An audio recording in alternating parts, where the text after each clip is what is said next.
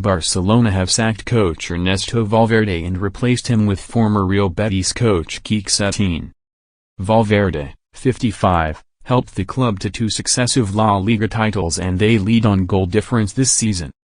However, the Catalan side have produced a series of unconvincing displays under his leadership and have failed to reach the Champions League final.